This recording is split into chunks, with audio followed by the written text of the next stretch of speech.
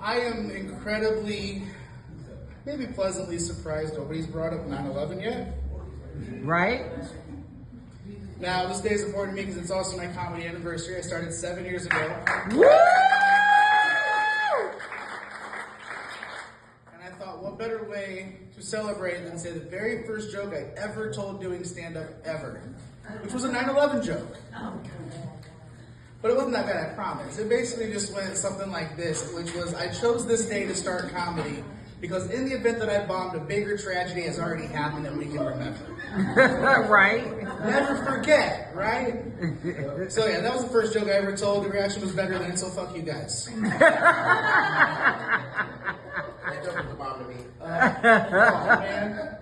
See, it brought his roof down. Oh, there's Tower 7. Okay, no more 9/11 jokes. That's fucking terrible. Now, I disagree with Ken. I love the roads. I love the construction. The only thing more fucked up than my legs are the roads. So it makes me feel better about myself when I drive around. Okay? I get stereotyped a lot. I feel like most of this crowd can relate. No offense. Hey, I'm gonna be honest. I mostly talk about Ken and Mr. White in the back. So, but I get stereotyped. But it's not for like any. It's bullshit reasons, right? Like if I drive somewhere, people are like, "Oh my God, you drive?" Like, yeah. No, I throw a magnet on the nearest truck going in the direction.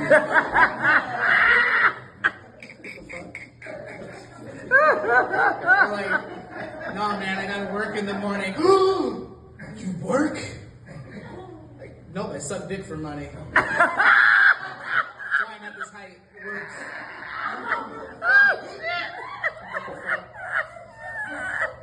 Or they'll be like, here's the fucked up one. Oh no. What? What compels anybody to walk up to anybody and just ask if their dick works? Oh my God! Right? Chill out. Now, here's the thing though. I know it's a curiosity thing. Alright? But it's like a really fucked up thing to just come out the gate with. And I swear to God, on my whole family, every job I've had within the first 2 days of starting there, I had somebody that worked there asking if my dick worked. To the point where I started coming up with answers that would get me in trouble, just in hopes that they'd tell on me so I could just tell on them back, you know? And it never really worked, but it did get me punched once. Yeah. In my defense, I didn't realize he had a sister and how old she was, but the joke made sense. Ah, damn. Because he came in and was like, "Hey man, I gotta ask, it's been bugging me all day. Is your dick work?" I was like, "Ask your little sister." Ooh. That's my bad. I didn't know that. That was gross. Okay. She was 17. Okay. I was 29, okay? I'm not a pervy old guy. I'm not Ken, okay? I'm not a trim. Now, the second time somebody came up and was like, it was a lady this time. It was actually my old manager at Sprint. They don't run around anymore, so I can't get in trouble. And this woman was completely convinced that I could walk. And the reason was back then I could stand up on crutches. And I was at a filing cabinet. She walked in and we locked eyes. And then for some reason I was compelled to just go. And she just turned like whiter than she was and left, right? And I wheel out the back and she's just pale and staring at me.